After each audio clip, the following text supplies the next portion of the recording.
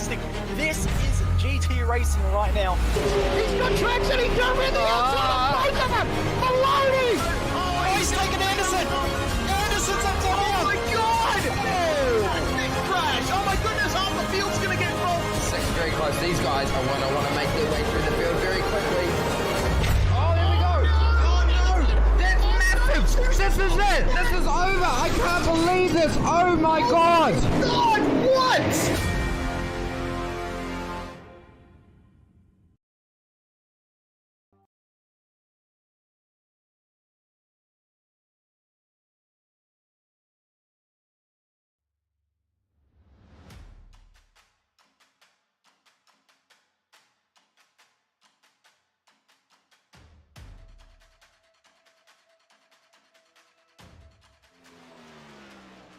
At a time where everything that ever was is being cancelled, we remain untouchable from reality in the virtual world of iRacing.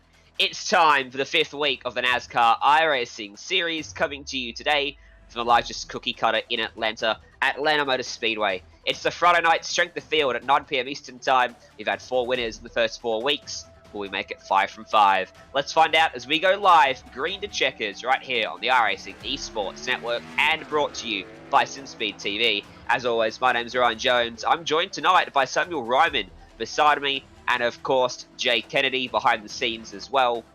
And Sam, Atlanta, it's a bumpy track, it's an abrasive surface, tyre wear is going to be higher than some of the other mile-and-a-halfers on the calendar, easier to miss your line, easier to make a mistake, but these drivers are the best of the best.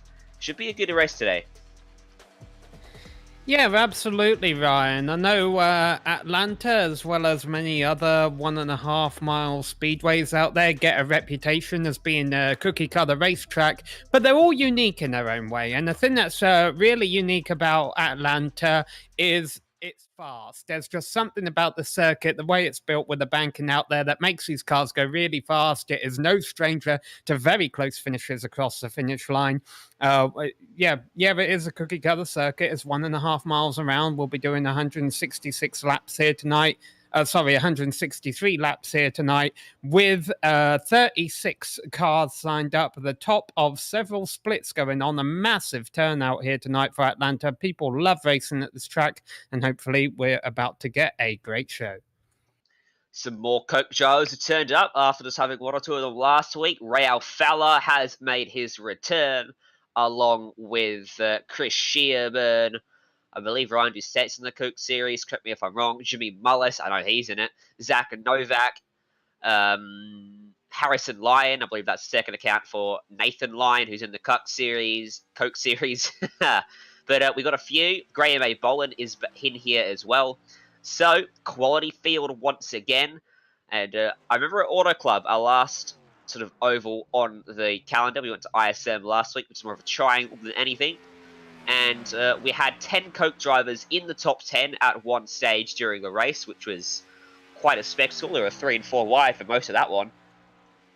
Probably going to see more of the same today, although because of the nature of this particular track, we probably won't see quite as close racing for as long as we did at Auto Club.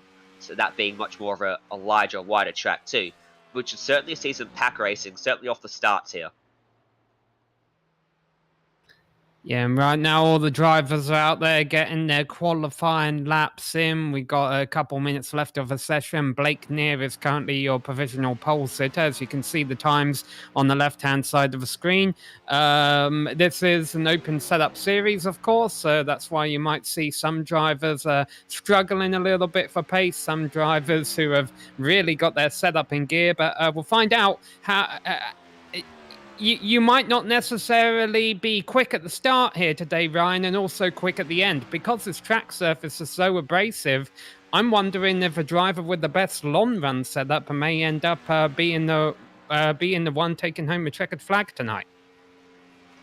Certainly, I was speaking to, I believe, our sole Australian in the field. Yep. Matt Danson, who's one of Australia's best, and he was talking to me about the setup he's got. For those cars and their setup for the long run, and he's in Legacy Esports, so that's a team with a Coke Series driver in not a Cup Series driver, a Pro Series driver, in Braden Boulos. So they're a very knowledgeable team, and yeah, long run's definitely the key. And we've seen in the first 4 races this season, I don't know if you've been watching, Sam, or not. No hard feelings if you haven't been, but we've had long runs for the majority of the races, just a couple of cautions scattered in throughout the races. So I definitely think long run is going to be the key today. Yeah, but who knows? iRacing has green-white checkers now. That's not necessarily a new thing. I think it came around about a year or so ago. Yeah. So that's always a possibility that we could have, the driver who's best for the short runs winning this thing at the end of it. Whenever you get the late caution for whatever reason, you always get more than one of them, don't you? But still got some cars wrapping up qualifying in the final moments of qualifying. No one's got near Blake near yet. Jake Matheson sitting 300ths of a second back, and the cars disappear. The checkered flag is out, and we're ready to go racing. Let's go through the starting grid then for week 5 of the NASCAR iRacing Series. Pole position for Blake Neer and Jake Matheson outside row 1. Ryan Doucette and Will Norton line up off of row 2 ahead of Garrett Maines and Sean Disbrow 5th and 6th. Timu Toika and Michael Jean starting 7th and 8th. Top 10 rounded out by Seth Knoll and Trevor Perry. Yes, and then starting in 11th position, we have Alex Mccollum. Behind him will be Matt Danson starting in 12th place, and Brian Mercurcio is down in 13th. Max Cookson will be starting for 14th place ahead of Donovan Strauss and Blake Trewick. Wesley Pistol is the last driver who turned a time. A lot of drivers opting not to turn a lap in qualifying, starting with the number 2 car of Ray Alfala. He'll be starting from 18th place ahead of Ryan Kuhn and Chris Shearburn. 21st belongs to Jimmy Mullis. Femi Olat starting next to him. Brendan McKissick starts in 23rd with Taylor Hurst alongside. Jose Solis Jr., Zach Novak off of row 13 ahead of Harrison Lyon. iRacing's bugging out of me. Zach Novak 26th. Then Andrew Schwartz actually behind him. And Adam Jocelyn 28th. Zach Hudson and Graham A. Boland rounding out the top 30. Field rounded out by Eduardo Oliveira. Mason Stiver, Dustin Johnson, Brendan Wilkinson, Jake Hickson, and then comes Harrison Lyon back in 36, rounding out the field. What about the weather conditions for this one, Sam? Quite hot. We're in Georgia, and it's let's see, what does iRacing think of this? Oh, iRacing thinks it's only the middle of March, but still, we're in Georgia in the middle of the afternoon, so the track temperature is hot. The track surface when iRacing scan this, a little bit old, so there will be tire wear. That is definitely going to play a factor today, and we've already talked about it. There may be some drivers who are very strong early on in this race in the short run, but is that a disguise? Are they going to drop back in the long run and burn out their equipment? Well, a lot of questions before we start this one then. This is pretty much the only form of motorsport that seems to be happening right now. Of course, our thoughts with everyone that's been affected by the rapid spread of the coronavirus right around the world, affecting everyone from down here in Australia to up there in North America and everywhere in between. But thankfully, we get some reprieve in iRacing. We can go about our business. We can continue our hobby that we are so thrilled to do week in, week out. And hey, maybe we'll get some real drivers. We can convince them to come race with us. Because they've got to keep those racing wits sharp somehow. Because it's not going to happen for them in their regular series in the not too distant future. But nonetheless, in front of a crowd of 100,000 virtual fans, you won't see this anywhere in the world. We get ready to go green under the sun in Georgia. Field going to be led to that green by Blake Neer as the pace car dives down out of 4. Green flag in the air up on the flag stand, and we're racing. And look at Garrett Maines, already aggressive on the back of Ryan Doucette as we get underway. And it's a good job there for Blake Neer. Yeah, an aggressive move by Garrett, an aggressive move by Ryan as well to defend him. But fortunately, these are very high-quality drivers at the front of the field here. In fact, throughout the field, and they knew when to back off. But not backing off right now is Ryan Duchetti. Has a nice run. He's going down the inside of turn 3, looking for the early lead. Self-dummy almost to Blake Neal. Looked to the outside, then threw his machine down to the inside. Wasn't able to complete the move through 3 and 4. And in fact, Blake Neal just about going to clear him. Not quite. Doucette keeps that nose up there for turn 1. Big push from Garrett Maines, who's getting a bit loose on those cold tyres behind him. Goes for a slide down to the infield. He goes, gathers it up. Going to lose a bunch of positions, though. Going to go backwards as Sean Disbrow goes by him. Now he's side by side with... side by side with Disbrow. It was Alex Mccollum that went by them. So Maines goes backwards. Yeah, and he got a bit of help. He was rubbing fenders with another car coming out of a second corner, and that helped get him sideways a little bit. A nice save there already in just 2 laps. These drivers have had a couple of heavy calls up at the front, but able to show why they're the top drivers, why they're in the top split, and keep their cars pointing in the right direction. Pretty close here for 6th place. Seth Knoll under a lot of pressure from Mccollum. And then Garrett Maines, who looks high, and he's looking aggressive early on, even with that little moment. He's looking to be aggressive to get back through the field here as Mccollum checks up top. Knoll checked up there. Mccollum will go through, and Maines will get to his inside and follow him. So Garrett Maines has got plenty of pace in that number 1 machine in the field. See if he can execute it to complete the move, which he will do relatively easily. Moves up in front of Mccollum there. And behind them, Sean Disbrow goes by Knoll as well. Seth Knoll just stuck on the outside at the moment, going backwards a little bit here. The minimum speed these cars are carrying through the corners right now on these fairly new tyres is about 180 miles an hour. So this track, you definitely need to keep your car in check. You need it functioning well aerodynamically. So the fact that Garrett Maines is still able to make passes after that little bit of early contact shows me that he seems to have gotten off lucky, gotten off well, and as we just saw, he's wasted no time charging his way back up to the front of the field. Just noticed Max Cookson now has moved himself up into 11th place in the back of Knoll. He won last time out at ISM Raceway. Let's see if he can back up that form this week. At the moment, our top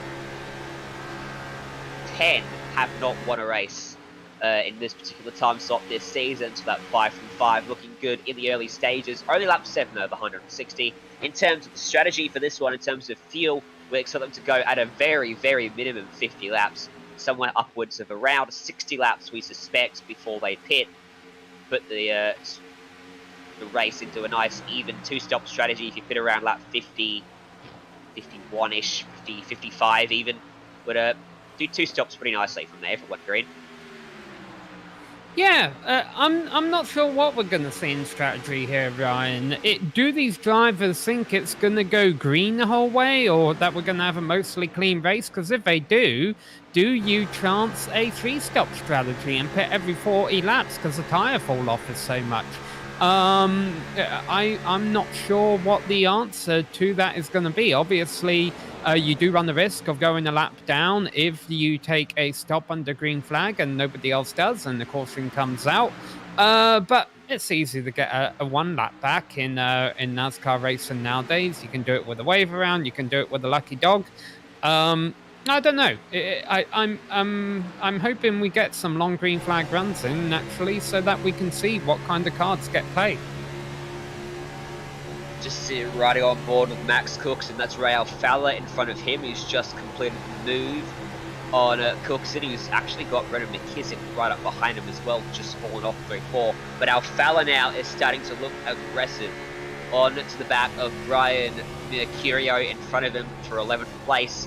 Right up in front of them, Donovan Strauss right behind Seth Knoll and Sean Disbrow, who are going side by side out of the second corner. As, Strauss got that car hanging out sideways out of the corner. Gathered it up though, but another sign, the tyres are voluntarily up to temp now. Now it's a matter of grip, and there's not much of it out there. Yeah, you mentioned Ray Alfala there. He is our highest driver in the field that didn't turn a lap in qualifying. He started back in 18th. He's worked his way up into 12th. Other big movers have been Jose Solis Jr. He's gone from 25th to 15th. And also Graham Bolin has been bowling his way through the field, I guess you could say, 30th up to 18th in the opening 10 laps. Look at Donovan Strauss, 3 wide, almost out of 4. And I don't know how that wasn't an incident. He was riding the left rear quarter panel of Seth Knowles' machine, gathers it up, loses a spot, might lose 2 now as Ray Alfala gets down to his inside. Behind them, they're side by side as well. That's Brendan McKissick and Jose Solis Jr. going down the back straight. Jr. backs out of it, goes behind McKissick now, and they single file themselves out, as Sean Disbrow will lose out to Noel up front. And this is an angry little pack of cars here, all battling away for P8 in this one. Yeah, and of course, the problem with battling in these kind of conditions is that's just going to do your tyres in even worse and cost you time in the long run. Obviously, we're watching all this exciting racing in the middle of a field, and rightfully so, because there's not much to watch up front. Blake Neer is holding on to about half a second lead over Ryan Duchet at the front of the field. But it is worth noting that even Blake Neer's lap times, even though he's been unchallenged for that lead, he's got clean air on the front grille of that Ford Mustang. He is running already a second a lap slower than what he was at the start of this race. Yep, I'm just lap 14, so drop off going to be well over probably 2 seconds by the time we get down to pit stop phase. Timo Toika always seems to be a fan favourite whenever we talk about him. I'm sure if Sean here, he'd be screaming out, what is it, Jay, behind the scenes? Remind me, is it Fat Timo he calls him? I've got no idea what the backstory is behind that, but in honour of Sean not being able to make it today, I would say go Fat Timo. Yeah, well, he's definitely in a good position early on, obviously. Oh, that's not a good position. The number 51 going for a slide in the infield there. Donovan Strauss, he'd been making some moves, and now he's got damage to the left side of that machine, that front left fender, looking a little bit worse for wear, and that number 51 JDR Graphics Toyota Camry, he's going to bring it back up onto the racing surface, and we will stay green. But he has lost a lot of time, and I've just noticed a whole heap of cloud cover has come over the circuit as Ray Alfala and Max Cookson get a bit sideways out of 2. They gather it up, Cookson goes back through, as Jake Matheson and Alex Mccollum are exchanging positions as well. Now a lot of people starting to make some moves, as Garrett Maines is getting to the back of Alex Mccollum. Yeah, this battle between Ray Alfala and Matt Danson is really stacking the field up behind them. There's a lot of 2 wide scenarios going on, and I wonder if some drivers are going to start getting a little bit more racy with this cloud cover. They're going to realise they have a tiny bit more grip. Did you see Jimmy Mullis then on Brendan McKissick? He rode the absolute heck out of the right side door of Brendan McKissick's machine. There was about a paper's width between them coming through the corner. Look at this, right there. Nothing between them as McKissick slid up the track a little bit. And that's the fine margins of racing here in iRacing. Nothing being left out on the table of these drivers. And Mullis and McKissick, they're not afraid to race. Mullis, he knows what he's doing out there. He's starting to make some moves now. Up into 14th from 21st on the grid. He's going to follow Matt Danson through as Ray Alfala now starting to lose a couple spots again. Yeah, Ray Alfala out there on that high side. I would have thought in the long run the high side would come in a little bit, especially as these tyres burn off a bit. But again, I wonder if that cloud cover is could be affecting that. These drivers have all different kinds of setups under their cars. Some of them have probably got it set up to run up high, some of them down low. We'll see how that unfolds as the race progresses. Already about 20 laps in of 160 laps, and I don't know if we're halfway through a stint or a third of a way through a stint, depending on what strategy these guys end up playing. Close to a third of the way through the stint, I would suspect, maybe a touch over, as here we go, a battle between Sean Disbrow and Brian Mercurio. Mercurio going to look to his inside for 3 and 4. When you make a move, especially with the package that these Cup cars run, it's important to make sure you have a run when you go to the inside, because you're going to compromise your speed when you do it. If you can't clear them particularly quickly, you're going to lose a lot of time, potentially put yourself under pressure from behind, as we're seeing here. Mercurio wasn't able to complete it. 3, 3 and 4, still side by side down the back straight next time round. Going to go side by side for a whole lap here, and that's allowed Max Cookson right up to the rear bumpers of these two drivers. He just backed out on the 0-2 to 3 and 4 to give himself a run, and now he will get back to the inside of Disbro, and Disbro is going to start to get freight trained here because there's a whole host of cars lined up behind him now. Yeah, and while all this has been going on, there's actually been a little bit of a development in the top 5. Will Norton had a big slide out of turn 2 a couple laps ago. It cost him 3rd place to Jake Matheson, and now he's losing another position to Alex Mccollum. So, as we get into the middle stages of this run, Will Norton's car seems to be fading away a little bit. Garrett Maines as well. He was right up on the back of Alex Mccollum. He's running in 6th place now, about close to a second off him, about 8 tenths to drift. So Garrett Maines starting to fall backwards, but they're still on board with Jimmy Mullis here, looking at the battling in front of him. That's Sean Disbro up on the high side, and now right in front of him, just staring at the rear bumper of that number 23 machine as they make their way through 3 and 4 for the 23rd time of asking in this one. And Disbro definitely, I think, starting to take a stroll down Struggle Street in this one, because he's just struggling to keep that car turned down to the bottom of the racetrack, starting to drift up through the corners, and in doing so, offering up plenty of opportunities to the guys around him. Graham Boland and Matt Danson are side-by-side behind them as well. Disbro, that rear end was definitely stepping out on him through turn 2 that time. It's a good job not to go too far sideways and clip the side of Jimmy Mullis, but it's going to make life a bit easier for Mullis and a bit easier for the guys behind as they see that and realise he is struggling. Phil puts on another lap. About 18th on back, we have a massive pack of cars. We're watching all that right now here in the middle of the field. These drivers trying to get themselves all sorted out as they try and work their way through the middle of the stage. Still about a 1 second lead that Blake Neer is holding over Ryan Duchette, but that obviously it could change if we do come up to green flag pit stops. So we'll see which drivers do a better job on pit entry. Max Cookson just fighting his way by Timu Toika just in front of these guys, and in fact Jimmy Mullis is going to follow him through, so Toika going to lose out a couple spots on the outside of 2 there. They're 2 by 2 behind him.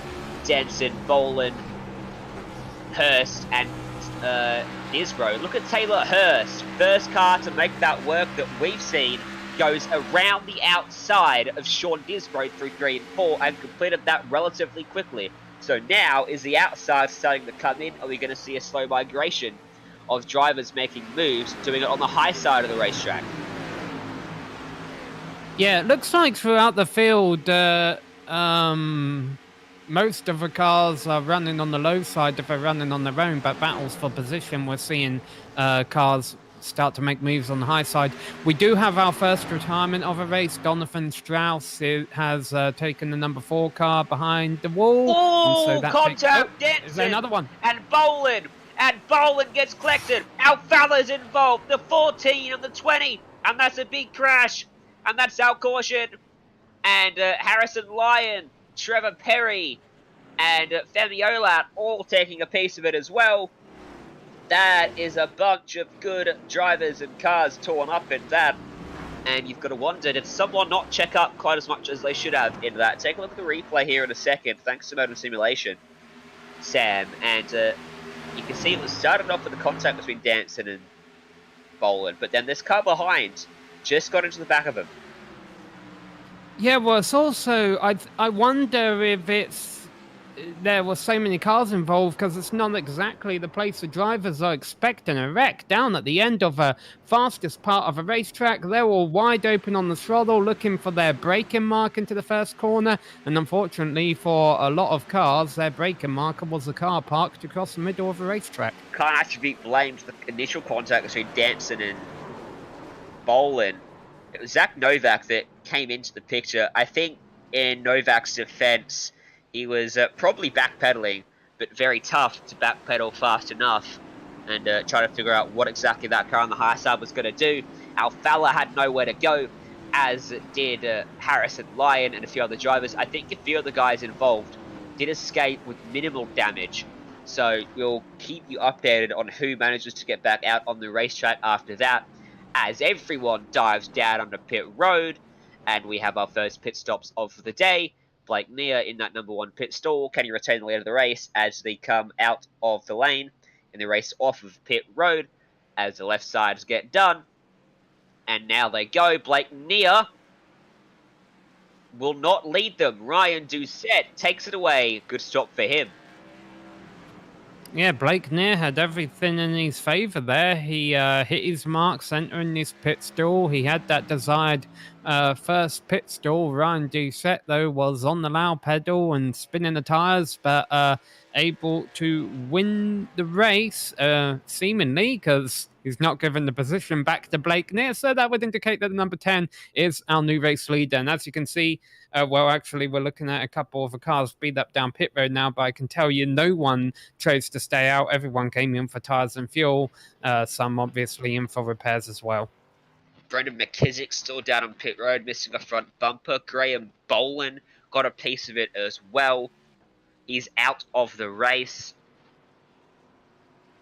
Ray Alfala, what's his car look like? Because when I saw it, it didn't look too bad, at least what I saw.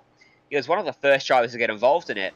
And having a look at that car, Virtual Racing Skill Machine, I'll tell you what, Sam, a little bit of damage on the right front, but I don't think his speed is going to be affected too much. Well, the problem is that is Atlanta. It's a very high-speed track. Now, one advantage, well, two advantages he'll have. One is draft of the slipstream, the fact that he's able to run behind these cars, and any aerodynamic damage he does have will be minimized. You know, he'll still be able to get some good speed down the straightaways. And the second is the fact that it's an open setup series. If the damage is making your car a little bit tight or a little bit loose or whatever, just like in the real world, they can come in, repair the car a little bit, make some adjustments, make it quicker, make it more stable, and I think he could still be competitive, but we'll wait to see how far up front he can go. We were with the 1 to go signal, but the green delayed by iRacing.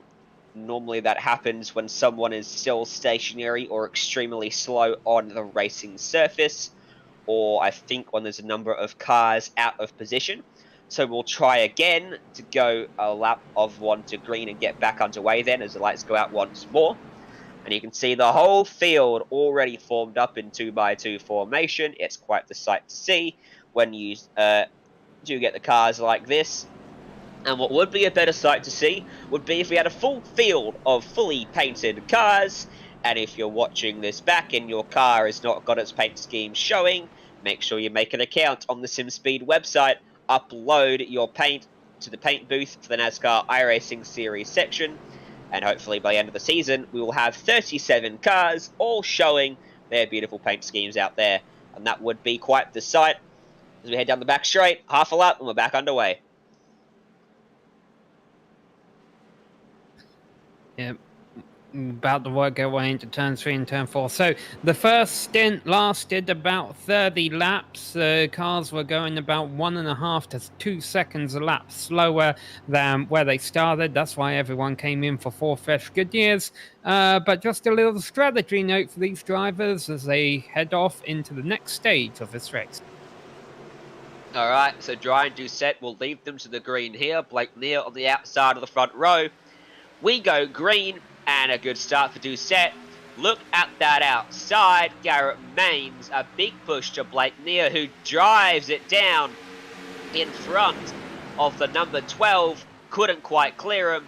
And so here comes Will Norton back to the inside, the outside going backwards now. With Garrett Maines up there, he's going to take the 3 wide. Mccollum down on the inside. Maines trying to shoot through the middle as Blake Neer tries to hang tough on the outside of these three drivers, almost making contact, and Blake Neer, the man who loses out from that, has almost contact behind them. That was Jake Matheson and Jimmy Mullis through the tri-oval.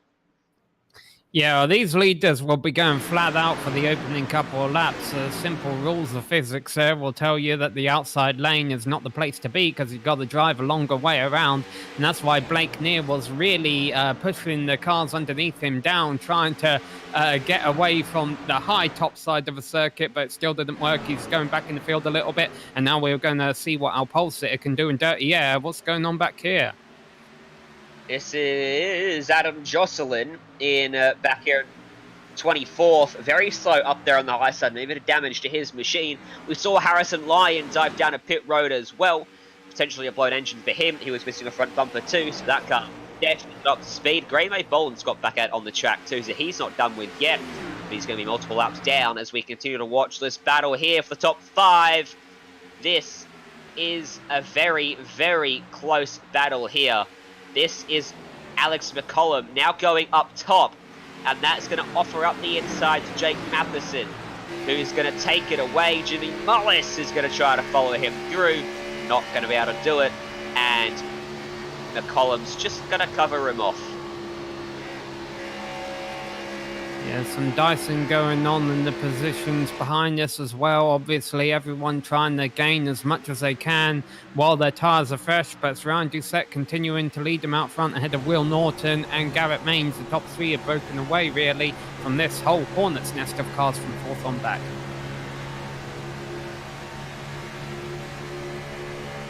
And definitely more aggressive off this restart than they were at the start of the race. There's no guarantee we're going to see another caution and another opportunity for these drivers. Look at Taylor Hurst, a great move from him to the inside of Brian Mercurio and now to the outside of Blake Neer. But he's going to be boxed in with nowhere to go with Alex Mccollum a little bit slow in front of him. Now he gets to the inside of that machine as Blake Neer just drifted up the track and now they go 3 wide. What a move from Taylor Hurst to get to his inside and should take that spot away through 3 and 4. Taylor Hurst looking pretty good right now with his confidence in that car.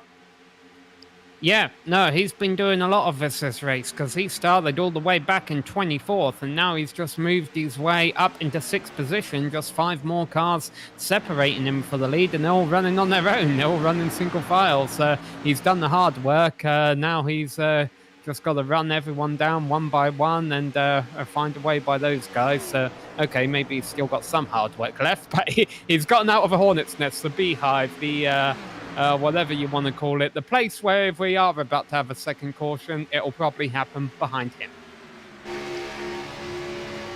And Blake Neer still stuck side by side. That's Zach Novak going to swoop around his outside with a whole host of speed in that machine, and Novak flying up on that high line. He's going to swoop by Alex Mccollum as well, and so Zach Novak goes up into 7th place. And watch out for him. Could he be a repeat race winner for the first time this season? As we look a little bit further back into the hornet's nest that continues to rage, Matt Danson, maybe a bit sheepish from his role in that earlier incident, on the outside of Timu Toika and Seth Knoll. He's got one on the front left, one on the left rear, and he's got Jose Solis Jr. behind him too. Who's that siding up in front of him? That was Sean Disbro, just in front of these drivers, trying to stop both of them from getting alongside him. But trying to defend 2 lines is a lot easier said than done. Oh boy, look at Knoll there. Yes, as Sean Disbro were riding on board right now. As you mentioned, he's kind of trying to fend off 2 lines of cars right now, but already this early into a run, Matt Danson looks like he has something going on the high side. He might even be getting the draft off a number 8 car in front of him, of Matt Cookson, who's having a nice race in the number 39. iRacing ranks him as a number 8, but he has a number 39 on his car. Here we go, another lap in the books. Jose Solis Jr. squeezed right up against the wall by Disbro, will lose out on an opportunity to take that spot away as a result, and he'll slot in behind him. immediately goes to the inside, almost in sync with Matt Danson in front of him. Danson wasn't able to do it, but Jose Solis Jr. is. He goes side by side through turn number 4, and Disbro with the run up against the outside, but Jose Solis Jr. saw that shorter slide around the racetrack. Should be able to take it away if he carries enough speed through 1 and 2. I tell you what, Disbro doing a good job up top. Matt Danson in front of them, just all over the place at the moment, losing a bit of time, giving a bit of draft to both lanes. And Seth Knoll is starting to close up onto the back of these two as they stay side by side as well. Finally, Jose Solis Jr. clears him and slides up in front. Give you a bit of an update up front. 0.3 of a second separating our top 2 cars of Ryan Doucette and Will Norton. And I'd like to see the right-hand side of Will Norton's car in second place there, because I think he got a little piece of a wall coming off of turn 2 last lap, and you see he gave it a little bit of room there. Don't know if it's scratched up or if he got away with just a little bit of a kiss. Oh, he might be asking too much of Jay there. Let's see if he can do it for us. That's the crowd, Jay. Don't go in the crowd. You're going to get sick, buddy. And, well, I couldn't see it. It's going too fast. These cars are doing down near 200 miles an hour. It is a bit hard to see as they flash by the camera. From that angle, it looks pretty good. Squeaky clean. Yeah, and things looking good for Drake Matheson right behind him. He's just taken 3rd place away from Garrett Maines. So let's see what sort of pace Matheson's got then. Can he close up to the back of Norton and Doucette? Garrett Maines struggling a bit, hanging around that top 5, doing a decent job. Don't know if he's got the pace to win right now. Might want to make a few adjustments on that car in the next few trips down pit road and make that thing handle just a little bit better. As we go further back, Danson's just completed the move on Cookson, puts himself up into P11. Brian Mercurio and Blake Neer were side by side for a moment as well, but they sorted themselves out. Ooh, look at that from Jose Solis Jr. Threw that car to the inside of Cookson. Wasn't able to keep the momentum up through the corner. Cookson just squeezed him down and made him back out of it. But Solis Jr. looking aggressive here. Looking comfortable, looking good into that number 17 machine.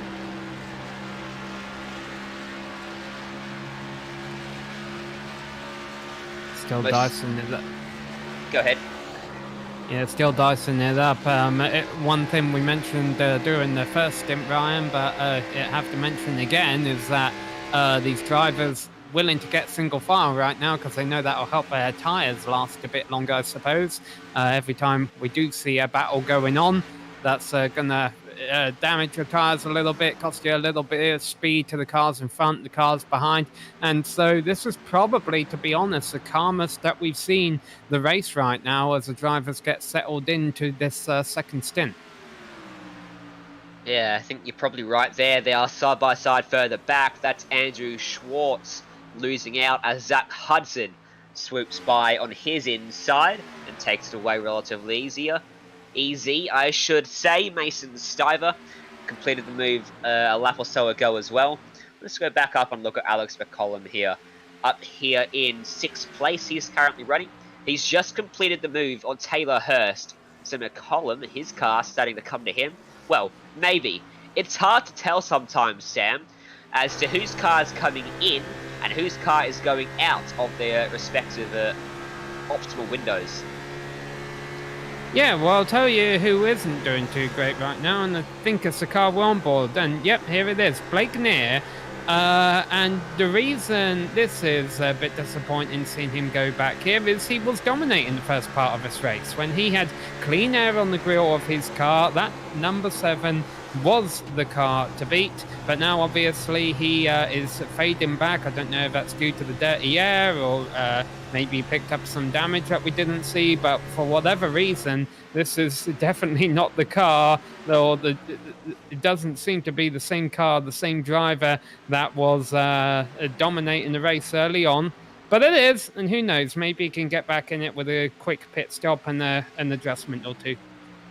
Mercurio was to his inside for quite some time, wasn't able to complete it. Matt Danson, Cookson, and Junior closed right up to the back of them as they were doing with that. Maybe he thought it might be quicker to sit in behind Blake Neer, as that's a train of about 10 or so cars starting to stack up.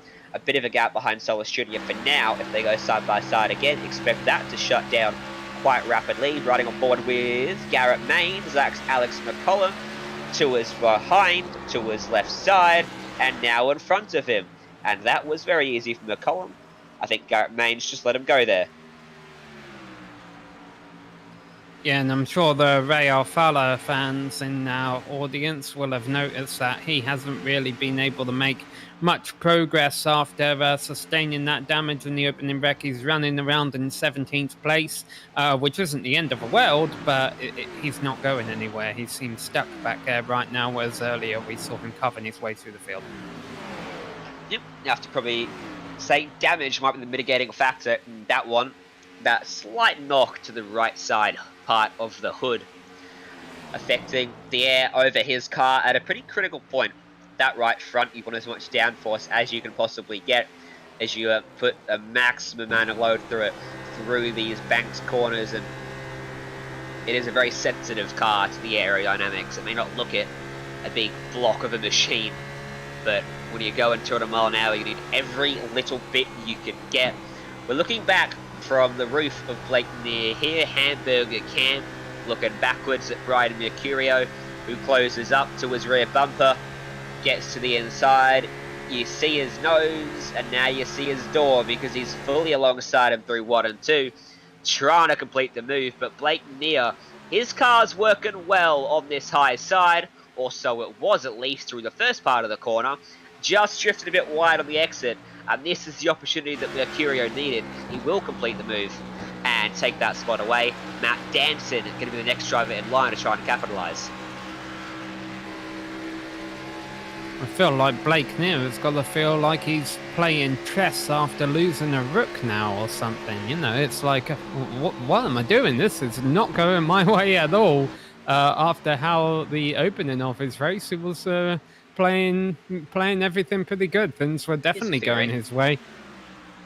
So I've been playing some chess recently, so that might not be the last chess analogy to come up during this game. But what's your theory? Keep coming. Well, when you're racing in these machines, I mentioned how sensitive they are. The track is ever changing, the time is ever changing, the weather changes as well. You have to make adjustments, especially in open setup series, to stay up to date with how the handling changes over the course of the race. Potentially, Blake Neer made a small adjustment down on pit road to try and make the car a little bit better for the next stint of the race. Maybe he went the wrong way and the setup has not done any wonders whatsoever, maybe hindering him instead. And that's why we're seeing him drop down the order in this stint.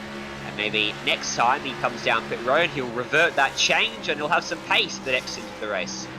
But let's see. Let's see how that unfolds then.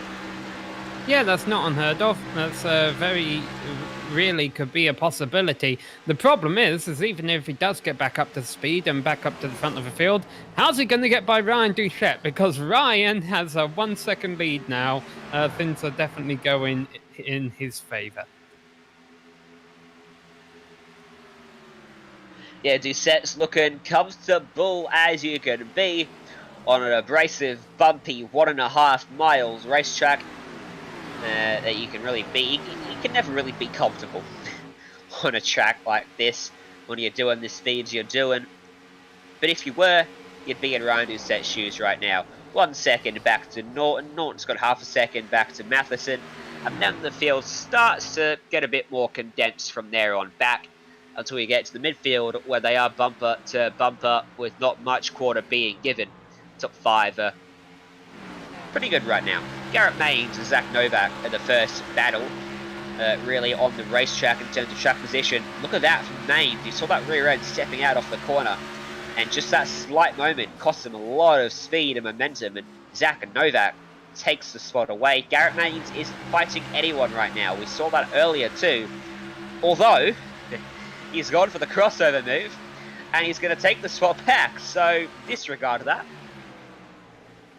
Yeah, and it's also worth noting this is now a longer run than our first green flag run, which didn't quite go 30 laps. So, and we're having to deal with lap traffic from all the cars that were damaged in the first wreck. So Brandon McKissick is going a lap down, and you know, if we have battles for position, that could affect things.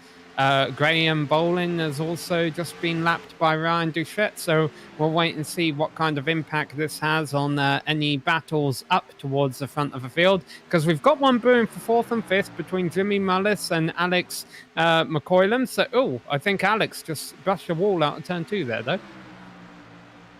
Might have done. Alex Mccollum, and my Australian voice wants to say Mccollum all the time, so I apologise if I keep mispronouncing your name, but I'm probably just going to keep calling you Mccollum at this stage because it's much easier to roll off the tongue. And in the heat of the moment, that's what comes out of my mouth, Sam. I don't know if you're finding it easy, but the whole O instead of an U after the 2 C's is tripping me up a bit. A lot of these names have tripped me up a bit, but I'll tell you one word I can say: 100, and that's how many laps we have left to go in this event right now. And I think that's always a bit of a motivational number as a race in driver, especially in NASCAR. When you know you've got less than 100 laps to go, it makes the finish line seem in reach, and you want to start getting your car in position to be up front at the end. And Ryan almost threw away that position there. He almost knocked the wall down in turn 2. I would hate to be that turn 2 wall. That would be a scary job. It would. I don't know if they still do it, but I know in coverage of NASCAR in real life, they when they get to 100, they stop counting the laps completed. They start counting laps left to go, and that always signified for me when the race was reaching its climax and the finale, and you could expect the action to ramp up on the racetrack. Don't know if they still do it. Maybe it'd be cool if we could do that one day. Hey, Jay. You know what would be cool for? Yeah, I think Dre just said he could do it. One thing that would be cool for Drake is if he could get second place, and I think that might happen soon because he's definitely rammed Will Norton down here. Yeah, a couple of battles now on the track. Danson and Cookson and Matheson for second place too. We had side-by-side working last week. What about still working this week? As we need 2 eyes on the racetrack right now. Matheson right on the back of Will Norton. And I think we had some technical difficulties with it, so not quite ready for us this week. But if you keep watching this race throughout the season, we guarantee that we will have side-by-side pictures working perfectly by the end of the season. And, oh, that's tight. Brendan McKissick, oh, getting lapped by Solis Jr. and Matt Danson. Always awkward when you catch a car right on the entry to the corners. Possibly the worst spot to catch a lap car. Yeah, and these cars are going so fast around here, sometimes it's difficult to tell exactly where you're going to catch a car.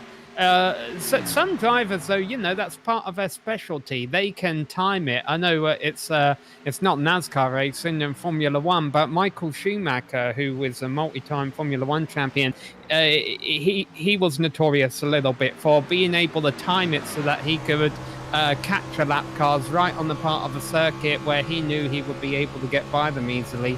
And so that can make a difference. You know, that is a skill some of these drivers have to perfect, because especially when we get long green flag runs like that can definitely make a difference. Most certainly, that's Graham Bolin losing a lap as well, as Dancer went by him. Maybe a hand out the window to apologise for the incident earlier on. Timo Toika will follow him through as well, that number 21 machine back there. This is just outside the top 10. In fact, it just is the top 10, because Max Cookson and Solis Jr. right in front of these guys. Cookson's the final driver inside the top 10. In terms of cars on the lead lap, we've got 30 of them still in this race. A couple guys a lap down. Brendan McKissick currently in the lucky dog position, if we were to get a caution. Yeah, and that shows you that. Here goes Toika to the inside. Yeah, that shows you the skill set of this entire field. The fact that, you know, we had a multi-car wreck for our first and only caution so far today, and yet here we are still with 30 cars on the lead lap out of 36 starters. Yeah, the only drivers a lap down are Donovan Strauss, who we saw had an issue, Harrison Lyon, Trevor Perry, Graham Bolin, Wilkinson and McKissick. I believe all of those drivers were involved in that multi-car crash, barring Strauss, who just got a bit too intimate with the wall down the back straightaway as Cookson now is going to come under pressure. Solis Jr. throws it into the corner on the inside, and that car gripped up and stuck beautifully.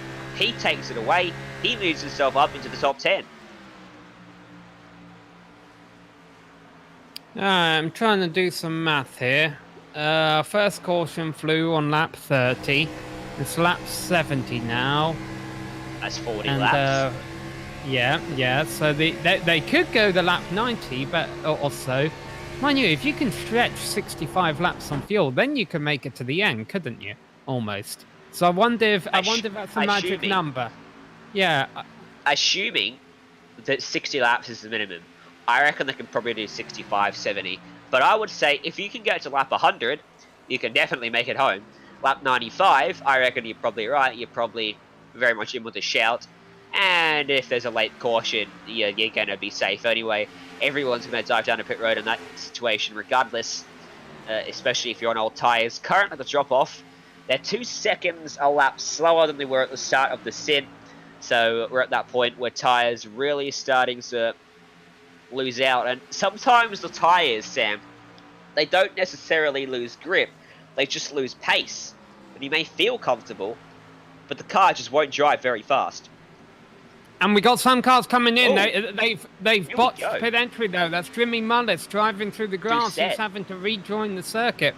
So what these drivers are doing, they're realizing they're 2 seconds a lap slower. They're nowhere near empty on fuel, but they're going to split this race up into a couple extra pit stops to get pace. The problem is Jimmy Mullis is going to have to do another whole lap around the track because he completely missed pit entry, and that's going to bugger things up for him.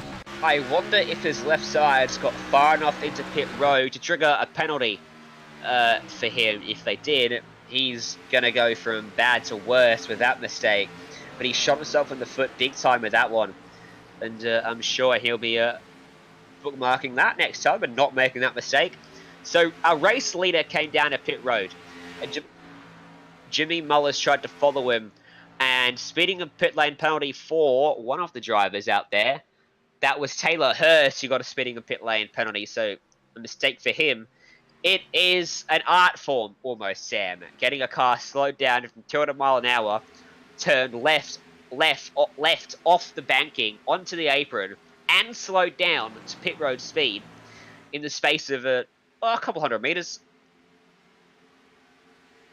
It is. And these drivers, being at the pro level that they are on iRacing, are going to push it right to the limit. So I think this is a smart strategy call. And here we go. Will Norton doing it too? Yep. Brian Mercurio and Garrett Maines. Mercurio, his right side's clipped the grass. I tell you what, Sam, it will be interesting to see if anyone stays out and goes for the ultra long run here. The only driver I know of that often does that, and that's because I've raced him way too many times and seen him beat me way too many times, is Matt Danson. He, 9 times out of 10, will go for the ultra long run. So, keep an eye on him to be the joker in this pack, and just stay out there and maybe wait for a caution or hope for ultra fresh tyres at the end to come back through the field that way.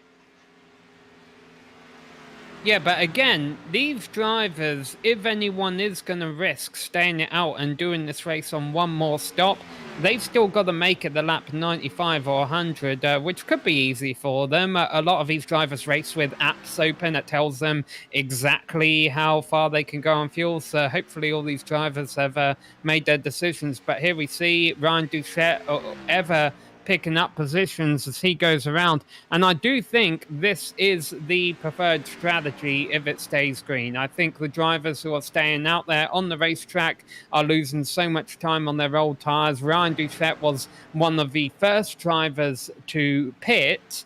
I think he was the first driver to pit, so that will have given him extra laps on these fresh tyres. He's going to be able to undercut a lot of cars in the pits.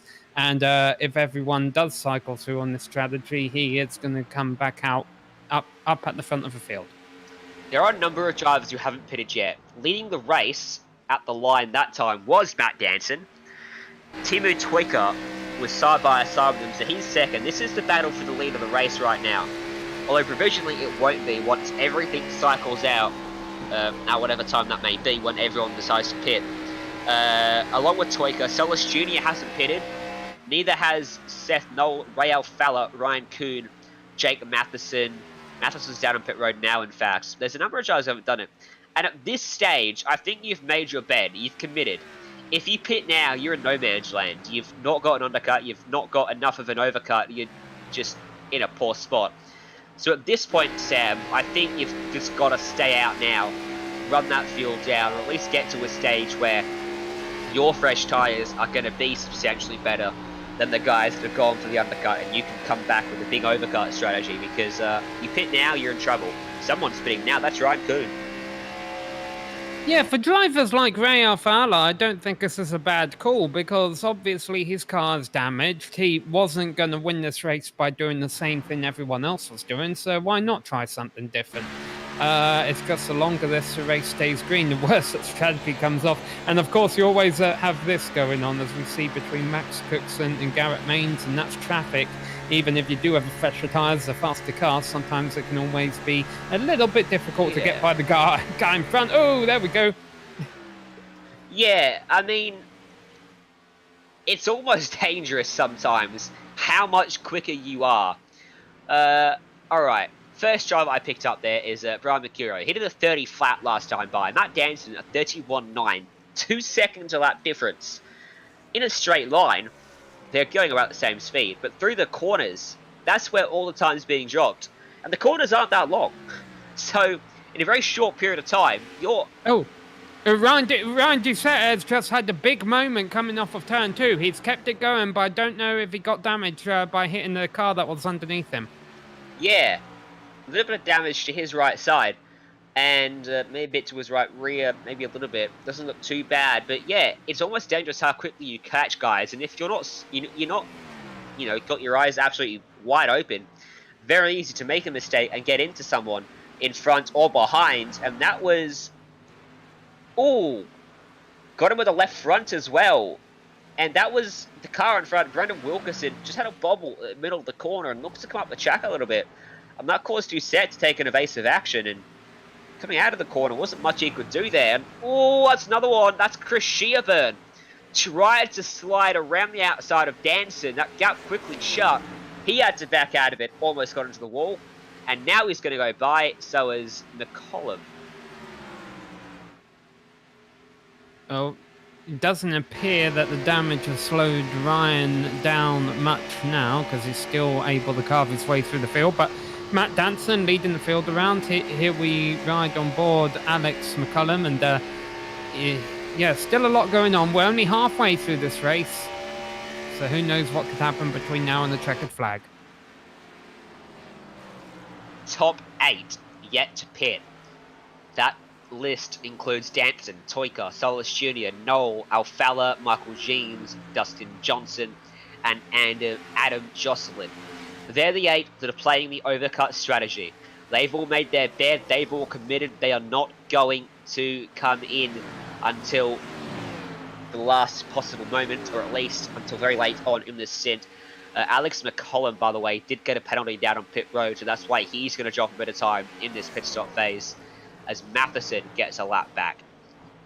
And at this stage now, Sam, if a caution were to come out, these drivers still on track are in the box seat, because the undercut people, let's call them the undercut people, have got enough laps on their tyres that, well, they're going to have to come back in again, otherwise their tyres are going to be substantially worse off than the guys who pit now under the caution, if one were to come out. So, there's also that risk.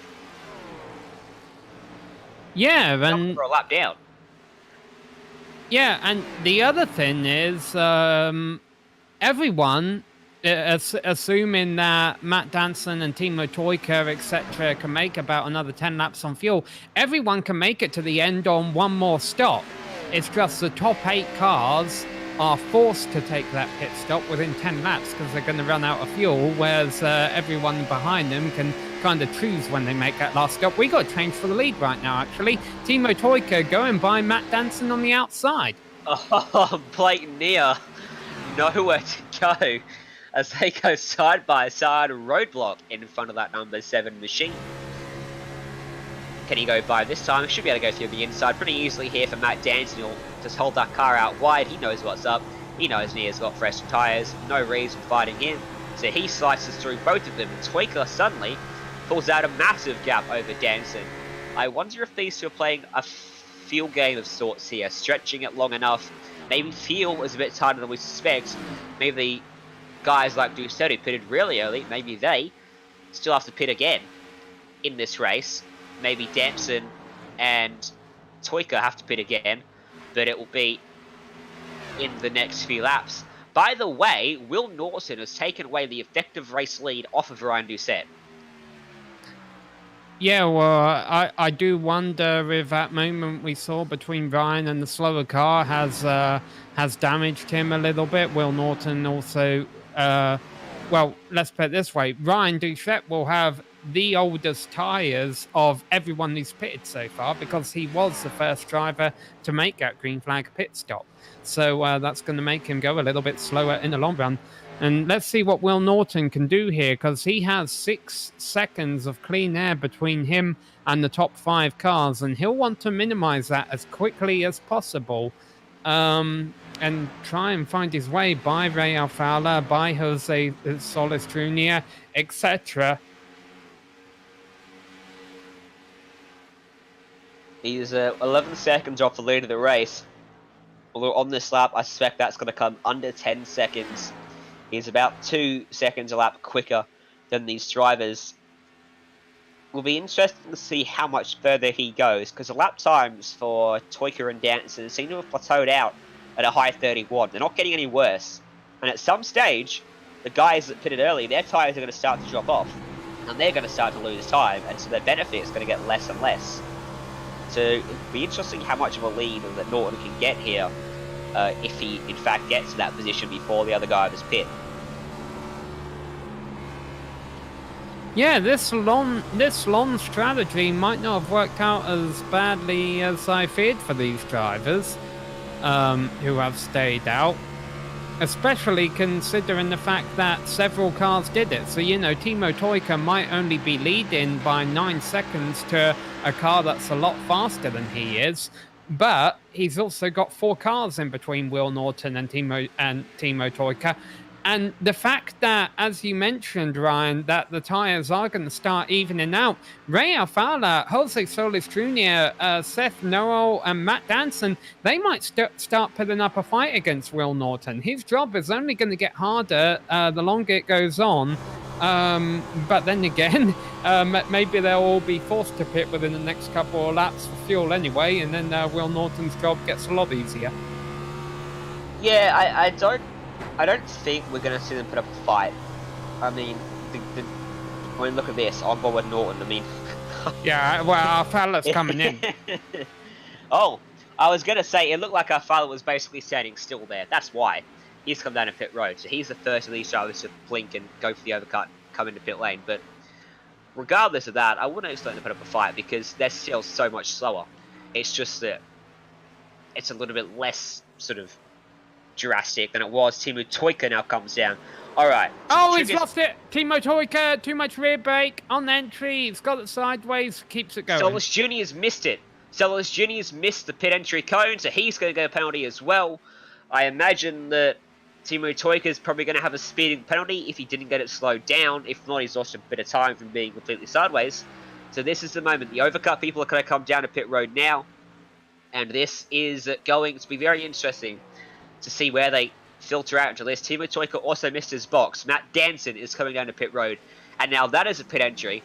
That is how you do it. Oh, no. Yep, that's how you do it. He almost had a moment, but he got it into pit lane nice and straight.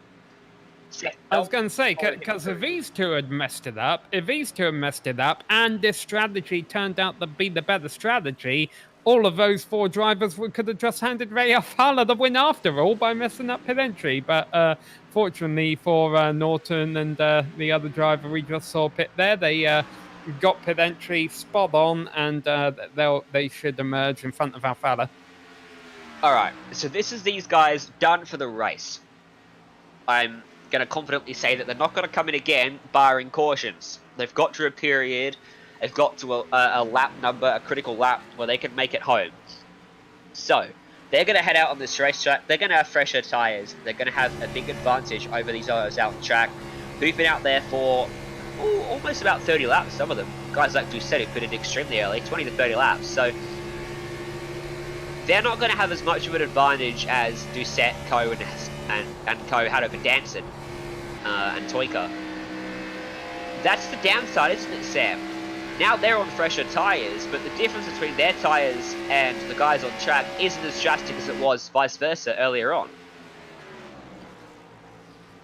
Yeah, well, the thing I think is the advantage for the drivers still out here on track, and you see how many different speeds are being carried now, as that's Alfala in the 2 car, they're just blasting by the cars on older tyres. How close he got to the back of Matt Danson by pitting just a lap earlier than him.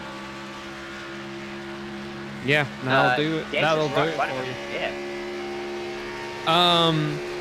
Where was it going? The nice thing that the likes of Will Norton and Brian Doucette have for them right now is the freedom of when they make their final stop. That, you know, they can pick if they want to do it late, they can pick if they want to do it now. Doing it now isn't such a smart idea. They won't have that much of a tyre advantage. But yeah, no, this will definitely be an interesting last half of the race, especially if a yellow comes out. I think Matt Danson here, because he's the only one that didn't make a mistake down on pit road, him and Alfala are in the box seat. They're already about to unlap themselves. It took Doucette and Norton about 10 or so laps to get to that point. So, that would suggest that Danson and Alfala are going to be in a very, very good position, because they're going to continue to get time and get probably, I reckon, almost halfway around the track. And be half a lap down by the time Doucette and Norton pits, which means that when the lead lap drivers pit, they're going to be a long way from unlapping themselves and then driving back around the racetrack and taking the lead away. I almost wonder then if Will Norton and co need to pit in about 10 to 15 laps. They can't pit so late where they're too far back. You know, whereas if they pit in about...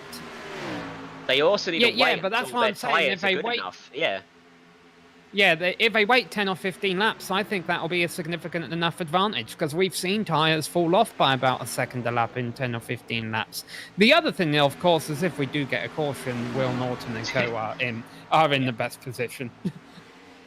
Yeah, this is all being hinged on a green flag run for the drivers going on the undercut here. Will Norton across the line, his lap time, a 31.6. Matt Danson, a 30.0. 1.6 seconds, the difference between them. That's substantial.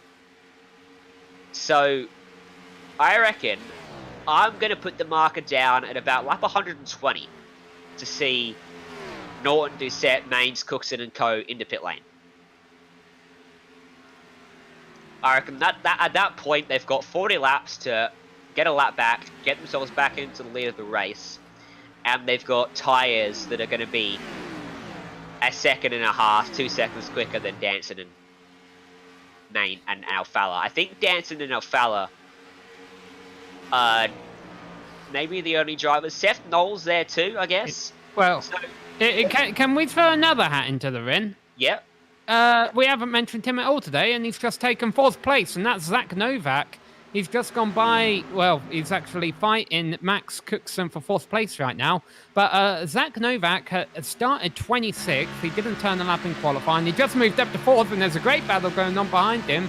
Actually, I think this might be a lap down car, but oh no, it's not. This is 4th position. Brian Mercurio is racing 4th position here.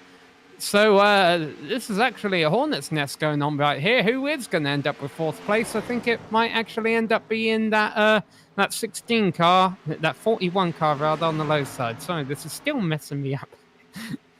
Can we also not forget that Alfala was involved in that crash? If he managed to finish, you know, even in the top 3, that'd be an amazing comeback for him. And we Cookson, down onto pit lane. He blinks, he wants to come down. Now, the issue for him is that Danson is still running very low 30s. So there's going to be almost no benefit to Cookson here. And he's going to come out a long way behind them. I think this is too early. I don't see any way that this works here for Cookson. I'm also not a top split driver, so there's also that. But I don't see it working, Sam. What about you? I'd be inclined to agree with you. Now, some of these drivers race with real-life crew chiefs, you know, team members on their headsets telling them what other drivers are doing, and that's very useful information that you just handed out there. You know, that the cars on the other strategy are still running 30-second laps. I think that is something these leaders do need to consider. So you might be onto something there. Maybe someone should take you on as a crew chief, Ryan. I'll do anything. I'll do anything for money at this. No. Do not take that line and use it. I can see how that can be used. I'll take that back. Hey, they've made me talk to you for an hour for money, so yeah. You're getting paid? Have you ever seen that movie? Probably not. Probably not? No. Alright, we'll move past it then. What's is it that, and are we referring to SpongeBob SquarePants episode where Squidward says, "I'm getting paid for this, Mr. Krabs"? No. Okay. No, we're the Millers. That one. You ever seen that one? Maybe. Who knows? Maybe. Alright, let's go past it then. Matt Danson, 30.6. His tyres starting to go off. He's dropped about half a second now. Is it enough for Max Cookson? Well, I don't know. Where's Max Cookson? I genuinely can't find him on the racetrack. There he is. Back in 26th, a lap down. 29.6. So he's a second lap faster. But he's also coming out of turn 2. Whereas Matt Danson is coming through turn number 3 and 4.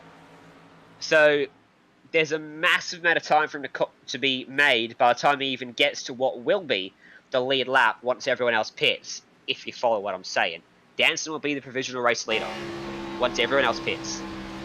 So that's the guy you need to pass to get back on the lead lap. And for Cookson, he's a long way behind him. You get it? Yeah.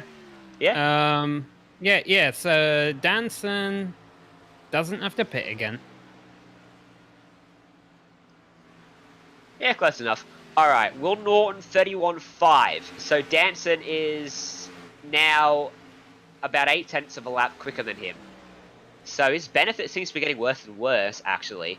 And that's another thing, because the tyres for Norton and Doucette are 20 laps older than Danson's, and not 50 laps older, he's going to start to get closer to their lap times a lot earlier than they were getting closer to his, on his 50 lap older tyres. So there's so many different intricacies and things to consider with these strategies, Sam, that, I mean, we really don't know what strategy is going to be the best one until we get down to the last few laps of this race. Yeah, and these drivers are well aware of that. A lot of them were probably thinking about it when the caution flew on lap number 30, or probably even when the race started, you know, what kind of strategy they would prefer. So let's think about this mathematically. Let's say most cars pitted around a lap 73 on this strategy where they're running up towards the front of the field right now. Well, lap 163 is a checkered flag. So halfway between that is... Can he do it? No pressure. Ah, he's been fed the answer by the producer. That's cheating. I didn't calculate this myself, but I know the producer's answers are wrong. But Blake Nia has come down to pit road. I don't think he was in a race winning contention anymore, though. And he's got damage to the rear of his machine. Still waiting on Norton, Doucette, Main, Shearburn, and Novak. I think maybe the top 6 have a chance with this strategy. I think Ryan Kuhn back in 7th is another 4 seconds adrift. He's too far back. It's funny, the undercut strategy has now turned into an overcut on this last pit stop. Hey, I just... Oh, there we see Garrett Mains getting the rear brakes. I just typed in the calculator. You know what the middle number is between 73 and 163 is? It's lap 118. And we just surpassed that. So either I did something wrong in the calculator or pit road should start getting busy. Did I say 140? I was so far off. I need to go back to school.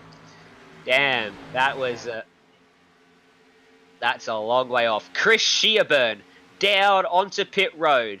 Here we go. The man running around in 3rd place brings it down into the lane. Sean Disbro and Andrew Schwartz are down there as well. Chris Shearburn is going to be at a benefit then, as opposed to Norton Doucette. Even one lap. We saw that earlier on, how much of a benefit that could be. I believe we just saw Jimmy Mullis down on pit road. Will Norton out of turn 4.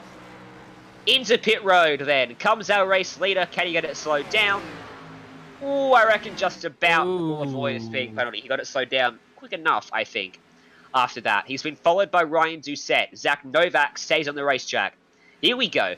This is going to get very interesting now. Where's Chris Shearburn going to rejoin relative to Matt Danson? Where's Ray Alfala? He's gone behind. So Seth Knoll has entered the fray. And he's now running provisionally 2nd, but he's 4 seconds off Danson, who's just romping away with it at the moment. Chris Shearburn then is 2, 3, and 4.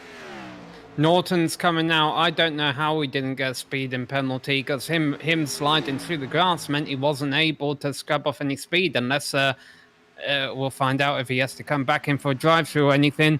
But all right, if he doesn't, where's Norton going to come out? Danson's about 3/4 of a lap ahead of Chris Shearburn. And Doucette and Norton are a lap behind him, it looks like. Yeah, they're behind him on the racetrack. Are they? No. Yeah, so actually, scrap that. We figured it out. Well, kind of. Danson's not got a lap on them. 3/4 of a lap is the gap then from the lead back to Cookson, Doucette, and Shearburn. Yeah, Will Norton. Hey Sam, you know why I'm getting confused? Because Garrett Mains is the effective leader, according to our producer. Yep. I don't think he is though. I think our directors. No, he is. I recall Garrett Mains made a very early pit stop in this 2nd stint. Yeah, he came in about lap 117, lap 118, and that's gave him the extra edge right now. He's also 20 seconds off of Danson. All right. Well, let's see how this unfolds. 29.6 for Mains. I think he can do it. It's a 31.2, so it's 1.6 seconds. Yeah, he might get there. Now, the big question is, will Garrett Mains hold on ahead of Will Norton? Because I was paying attention to the fact that Will Norton came ahead of, like you said, Chris Shearburn and Ryan Doucette. But as you mentioned, Garrett Mains kind of pulled a bit of a blinder over us, but because he hasn't really been racing for the win for most of this race, but he's been up there. He's played a very nice late strategy call, and honestly, it could have been one that just won him the race, but it's still not going to be easy. He's still in 7th place. He's still got to work his way by 6 more cars, and he's got to have to hold off the hard-charging Will Norton, who has proven to be very fast throughout today's race. And if a caution comes out in, say, 5 laps, everyone's going to come down to pit road again anyway, so everything's then mute, and we stack them up all on a level playing field and go again for a short, sharp dash to the end. So there's always the threat of a yellow. Yeah, and even though we've only had one so far, the intensity always picks up towards the end, so you never know. Of course, the fact that there's a giant apron here helps us keep it green, because cars can crash down there and iRacing won't show the caution flag.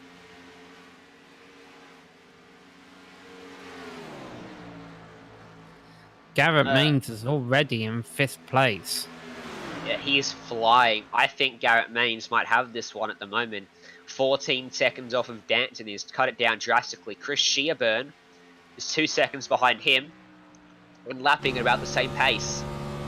Maybe about a 10th of a lap quicker. So he's got 3 seconds over Shearburn as Garrett Maines. He might have pulled the absolute body of a strategy here.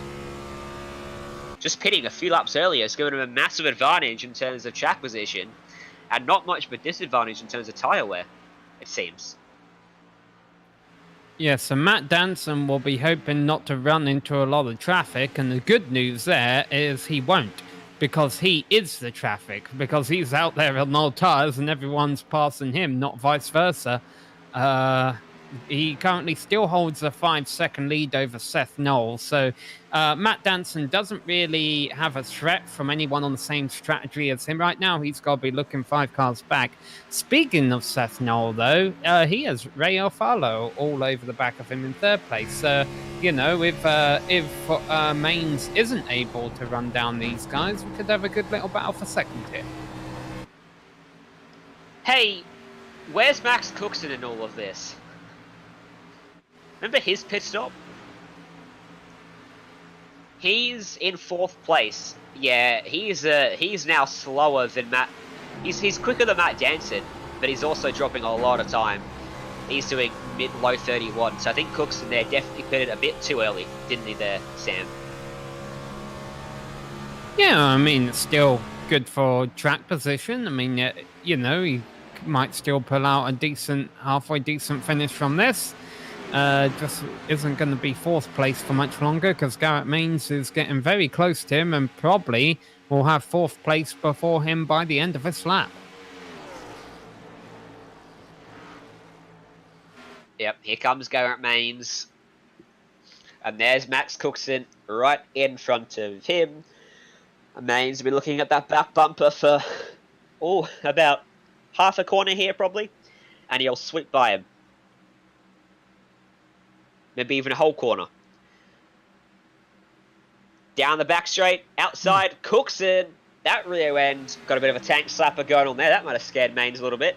And now Maines goes to the inside, goes by. Very easy for Maines. So, up into 4th. A few more cars in the picture. Here comes Will Norton. He's got to the inside of Max Cookson. And now Garrett Maines is going to have to fight him. Because this is for, well, provisionally the lead of the race. They're 7 seconds off of Danton. They should get there with 30 laps remaining. If they start fighting, though, well, that could prevent that from happening. Yeah, well, Norton's got 2 advantages here. One, he probably has a faster car because he's been performing better than Maines throughout the race. 2, he has better tyres than Maines because he pitted a couple of laps under him. So I would definitely be worried if I was a driver of a number 1 car right now, because here he goes. He's there, he's underneath him, and this could be for the win. The gap was just a 10th of a second between them in terms of lap time, but that's enough for Will Norton to take it away incredibly easily, and Garrett Maines will fall back. And now Will Norton is the chaser, trying to close the gap to Matt Danson as he goes by the lap car of Jose Solis Jr. Jake Hickson is not in the lead lap, but he's throwing a curveball in here. He's going to go by Will Norton. He's quicker than him. He pitted, I think, more recently than Norton. The gap and it's worth... Yeah, it's worth noting, now granted, they just traded positions, so that will slow them up a little bit, but Norton and co were running high 30-second laps that time around because of all that. That's only half a second a lap faster than the leaders, and there's a lot of traffic going on behind them right now. So they're still coming, they've still got the pace, but they've got to be careful that they don't waste too much time in traffic or fighting each other. They've reached that point where their tyres lose their grip and are starting to become a little bit slower. And the guys out there are starting to equalise. And so Matt Danson's only 0.2 of a lap slower now. So we talked about this in the first stint of the race, or the second stint, one of the stints, didn't we? How the fresh tyres at a point start to become mute. And the guys out front on the long run start to plateau out with their lap times. And this is what's happening now. Will Norton's going to go by Ray Alfalla, but he's still 6 seconds off of Danson. We're going to replay up on screen. Yeah, so something happened to Brandon McKissick here. We just saw him going very slow down the back straight, and his engine blew up. Okay, no caution for that on iRacing. So yeah, Will Norton has just gotten third place from Ray Alfalla. Now that he's gotten out of that traffic that he was going through, his lap times, well, no, they're only a low 31. He should get Seth Knoll within the next couple of laps. He's just got to navigate his way by the lapped car of Drake Hickson there. What kind of fight is Seth Knoll going to be able to put up? He is about half a second a lap slower, but Will Norton's got to win this race because I said that strategy was faster and I can't afford to embarrass myself first time broadcasting with you guys. So here we go. Come on, Will. It's okay, Sam. I do that on a regular basis, every single broadcast. So, don't worry about that. All right, here we go. Well, I'll call this one right. Will Norton's about to take second place. Yeah, got it right. There we go. All right, one car left.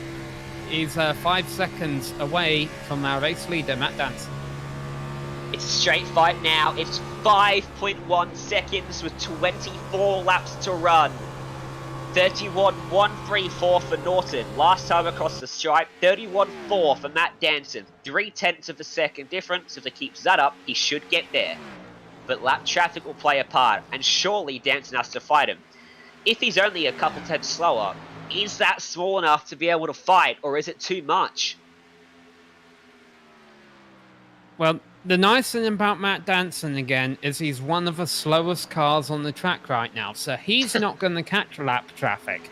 There's not a whole lot of cars behind him. I don't think a whole lot of things are going to hold Matt Danson up between now and the end of a race. If he can keep running consistent mid 31s, he might be in for a shot. 22 laps to go. Cross the line. I think Norton's close enough if he keeps this up, but if his tyres start to go off, I mean, you never know. Matt Danson's very consistent out there, running good lap times, sort of plateauing. Chris Shearburn's yeah, let's mention him. Coming. He's going faster than Norton. Where does he come from? We saw him pit earlier on, and he sort of jumped off after that pit stop, but he's coming back at Will Norton. He's the man to watch out. He's going to go by Will Norton here in a moment. He's the fastest car on the track. And the other thing I'll say onto that, though, is him and Norton don't want to battle each other too much, I don't think. You know, because that'll just ruin it both for them and help out Matt Danson. So Chris Sherburne wants to make quick work of this. Well, their lap times last time by separated by 0.005 of a second, so if they do that again, they're going to be in a world of hurt in terms of their fighting. This time Shearburne's able to find a tenth over him.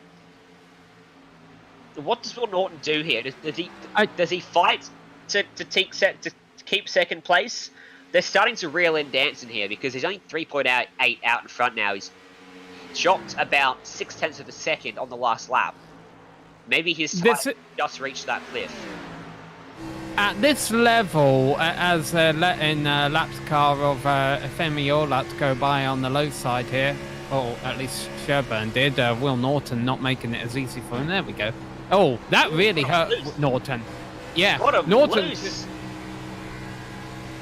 And now they go side by side down this back straight. Norton is able to clear him though.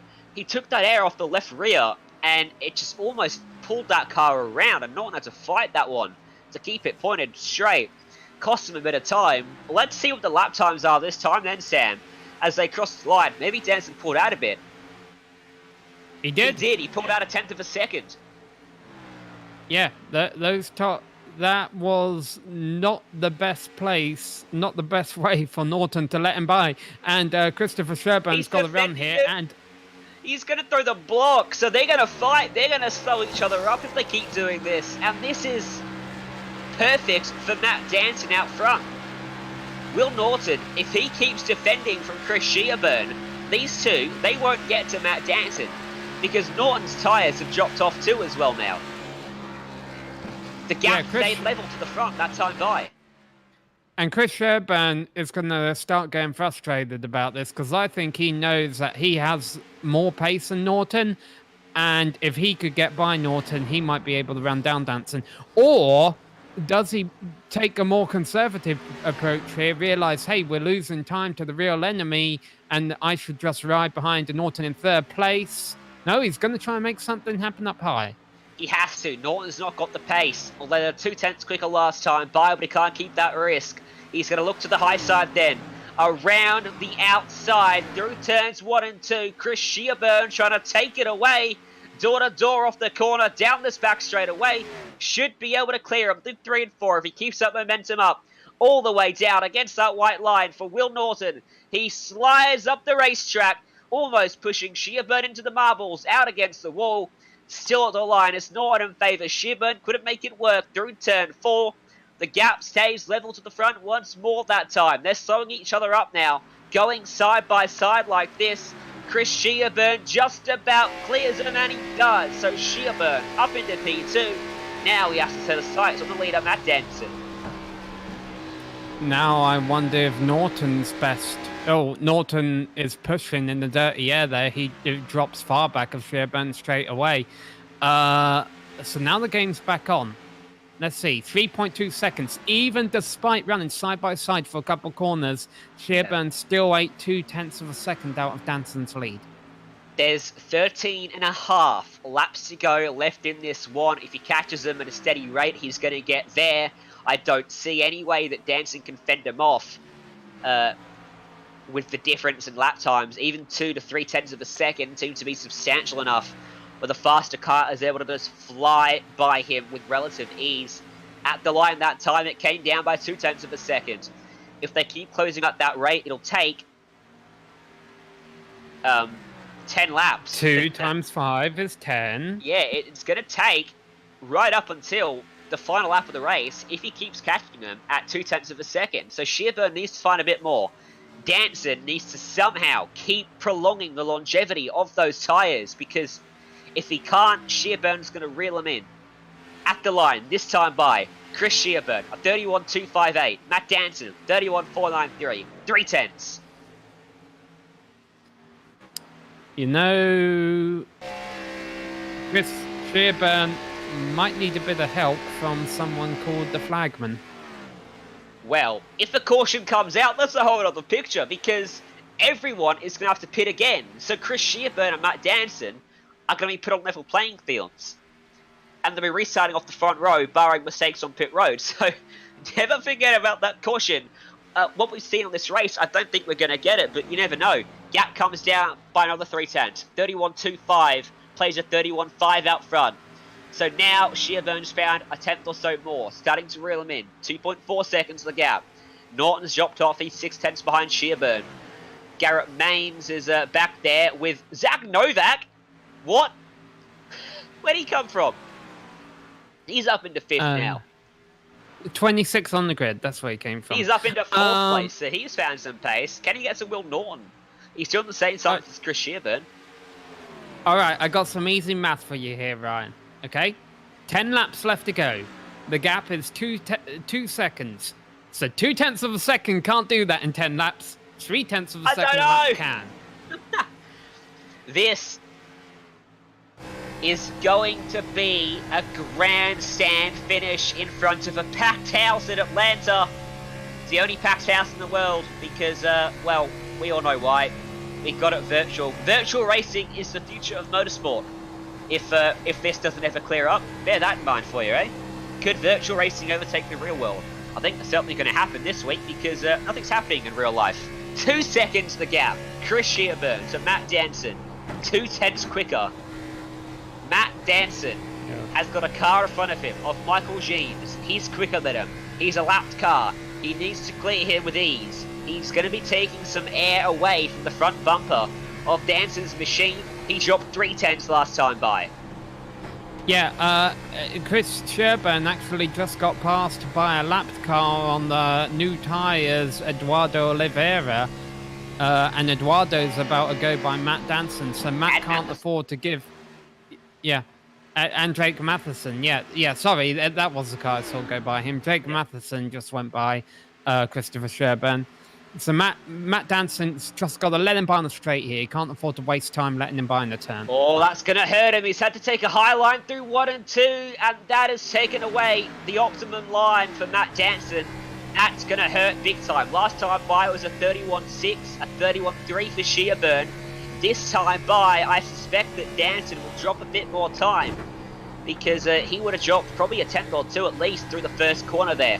Having to enter higher, you could be compromised on the exit of this corner, and probably compromised on the entry of 1 now by the laps car Michael Jeans. A 31.7 for Danson last time. The gap's down to 1.1.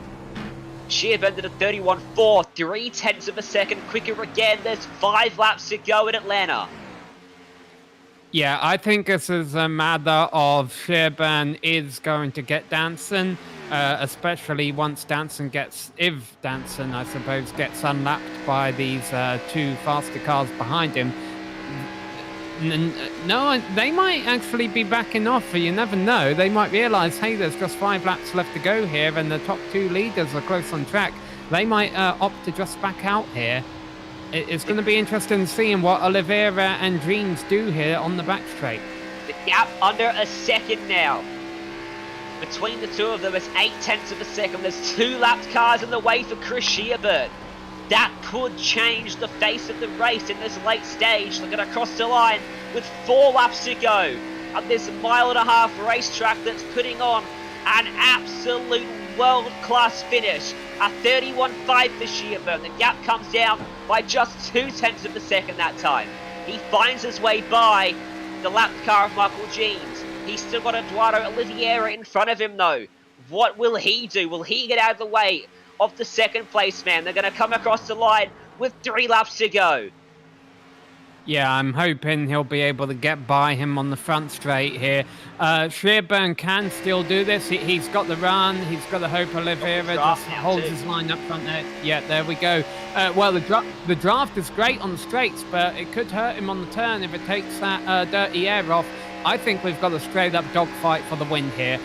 Granted, Sherburn has slightly faster tyres, but when you're racing for the win with 2.5 laps left to go, Danson's going to make his car as wide as possible, and this is about to get spicy. He has to defend. There's no other choice, but Sherburn's got a crossover, and there's nothing Danson can do about it. The fresh tyres working a treat. Chris Sherburn to the inside across the stripe.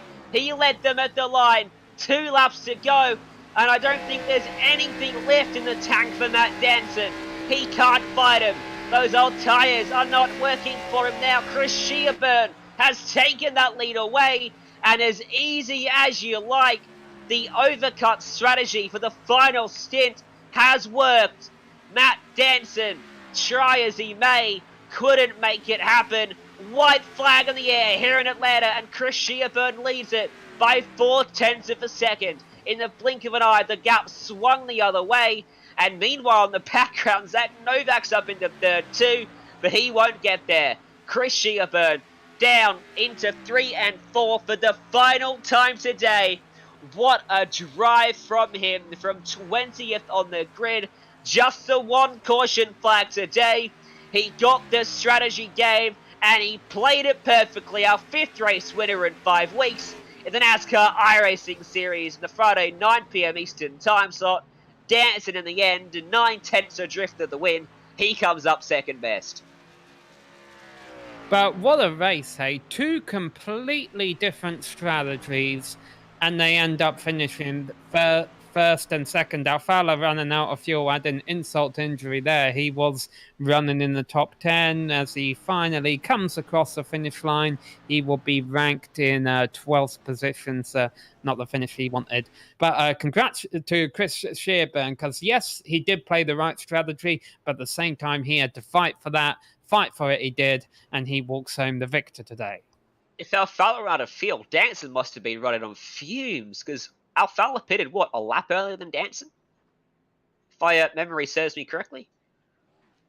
So Danson, wow, he was so close there, and that one might sting a bit in his first attempt at the NASCAR iRacing Series Strength of Field this season. Let's go to a break then here on the iRacing Esports Network, brought to you by SimSpeed TV. When we come back, we'll have the full post-race results and interviews with our race winners, hopefully.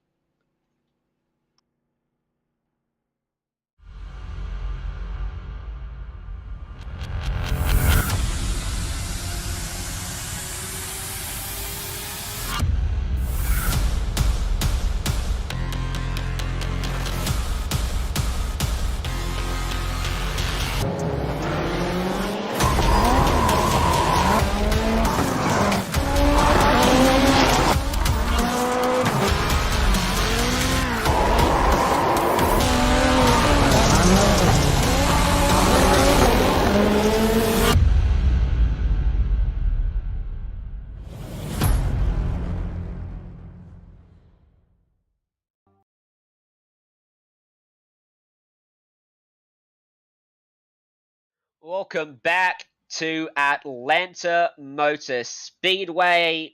163 laps in the book, and the race winner was Chris Shearburn in a sensational cat and mouse tale in the final closing stages of the race. He chased Danson down and he took it away with a lap and a half remaining. The margin of victory, 9/10 of a second from Danson in second. Zach Novak home in third. He came from nowhere at the end of that race to finish up there. Will Norton home in fourth, with Garrett Maines running out that top five. Ryan Doucette in sixth ahead of Brian Mercurio, Seth Knoll, Jimmy Mullis, and Max Cookson, your top 10. Yeah, and then in 11th position, we have Sean Disbro and Ray Alfala came across on fumes in 12th place ahead of Andrew Schwartz. 14th position goes to Wesley Pistol ahead of Blake Trawick, rounding out the top 15. Mason Stiver comes home in 16th place. Our pole sitter dropped all the way back to 17th by the end of the race. That's Blake Neer. Dustin Johnson was the last car in the lead lap. The first car's one lap down, who got out of the way nicely for the leaders were Eduardo Oliveira and Jake Hickson. Rest of the results will scroll through on your screen, as we don't have Chris Shearburn, but we've got Matt Danson, second place today. I spoke to you yesterday, Matt. You said, I might do NIS tomorrow. I said, do it. We need you in the race, and I'm glad you did, because that was a nerve-wracking finish. Yeah, I tried my best. It was going back and forth. I thought, no, do I have enough? When Shearburn and Will were, sort of battling, I thought, gee, that might be what I need. But yeah, it just came up short, unfortunately. And in terms of strategy, I said at one point when you started going for the overcut in the first stint, this is typical Danson. He always does this. He always stays out. Did you always have the plan this race to go for the overcut strategy if it stayed green? How confident were you that it was going to work? I mean, you said that you were unsure in the final stint of the race. How did the mindset change, from the start of the stint to the end? Well, I mean, when we went green, I just figured everyone would do one stop from that point. I thought everyone would make the same the same distance, but I guess maybe people have different gear, or I don't know, just wanted to go, balls out or something. But I was pretty sure that I was only going to pit once. When I saw everyone pitting in like lap, I think it was like 87 to go was the first guys that came in, and then heaps of people started coming in. I was surprised, and so at that point in time, I was like 100% set on no matter what, I was going to be one stopping, and then I just hoped for the best. I didn't really have any grand plan at that stage. I just I knew that I think it was like Jose. Seth, I think, was one of the other guys who was like staying out the same sort of. Ray as well was staying out that long, and yeah, so I sort of was focusing on them. I thought they'd be like, to be honest, I thought that was going to be the race. I didn't really expect the other guys to get back there, but they had such good speed, obviously, with the when they had their freshies and they got 2 dips at that. So that was probably obviously the difference, but it's close. Close indeed, and just short today. there's still 30 odd weeks left in the NIS season in this particular time slot. Are we going to see you back? You've got to come back, surely, and get redemption and take out a win. I'd like to think I could, but I don't know. Like I don't have the. I mean, I was running around like 9th, 10th, before that. So it's not like I just didn't deserve to be near the front. I had good speed. I just couldn't pass anyone. I couldn't complete a pass at all. And every time I go to pass someone would get a run on me. So that was unfortunate. It just depends on work, to be honest with you. I'd like to do as many as possible. It's cool racing against these guys. I kind of junked a friend of mine, which is a bit sad. Graham, which was a strategic, obviously yellow. I guess it, thankfully killing Graham meant that we could do the fuel run. But sorry, Graham. I'm sure he's a bit upset. But yeah, I'll try and get out. Hopefully, get a win here and there. I don't, like I said, I don't have that raw pace that a lot of these guys have. I'm just a little fraction off with that, but long run, I'm usually semi-okay. So we'll see what happens. I hope to see you back. Before we let you go, who are the sponsors you want to give a shout out to and the people that get it done for you? Horizon Racing Team had the big win during the week with one of the teammates, Geordie. He won Top Split Road to Pro, which was awesome. A couple of teammates as well with some big results. Seth got a top 5.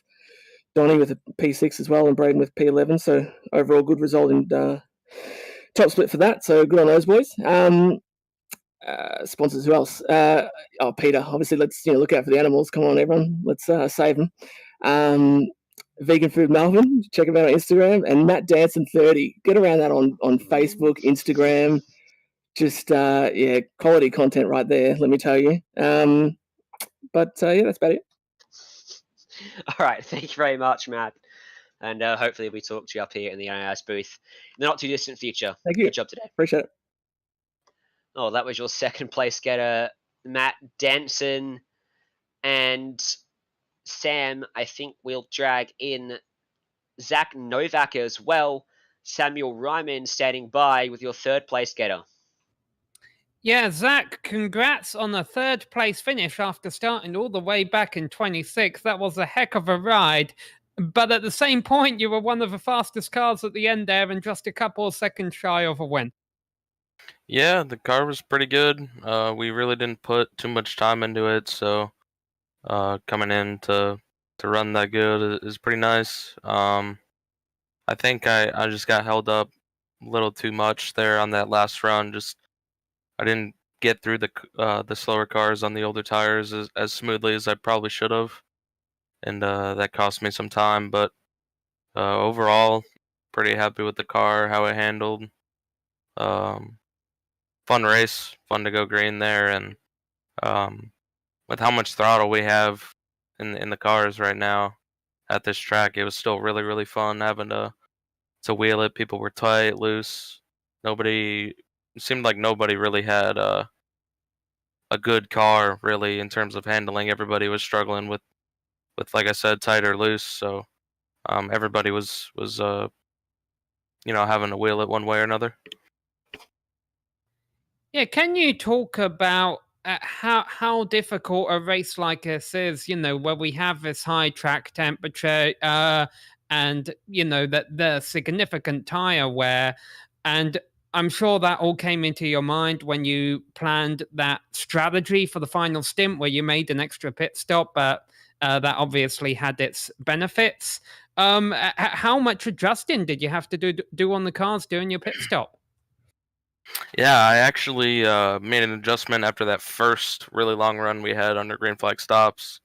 And then that second run, I really wasn't happy with it, so we pretty much went back on it fully. And so on that last run, I made a few adjustments, but I was pretty much on the same car, I guess you could say, that I started the race with. We really didn't swing too far on adjustments, and I liked the balance of it from the start, really. So, the track warranted people either having to swing very far on adjustments, or a lot of people I would expect could just keep it how it was at the start of the race. And with the tire wear, there's so much grip at the beginning of the run, and then once you hit like lap 15 or 20 or so, all that grip is gone at that point, and it's really tough on the driver being able to adjust to that quickly and not giving up time by taking too long to adjust to it and whatnot. So, like I said, it was a really really fun race. I'm really glad we could go green that long. Well, I'm glad it was fun for you. It was fun for us as well, watching you carve your way up through the field. Any final thoughts before we let you go and celebrate? Yeah, I just want to thank you guys for doing the broadcast. It's pretty cool to get some attention on the NIS races this year. I know the participation last year wasn't great in this series, so getting the broadcast on it is really cool. It gets guys like me and Ray and Jimmy to want to come out and do this, and just get a little extra TV time for our sponsors and stuff. It's always fun to come and race NIS Open, A Open, stuff like that. So thanks to you guys for doing that, and just want to thank everybody at Lockdown Racing for all the hard work on the cars. Really excited for Homestead this week coming up. I think we got a pretty good car. I think there's a chance we can come back from starting off the season not too great. And yeah, just thanks to everybody that watched, and yeah.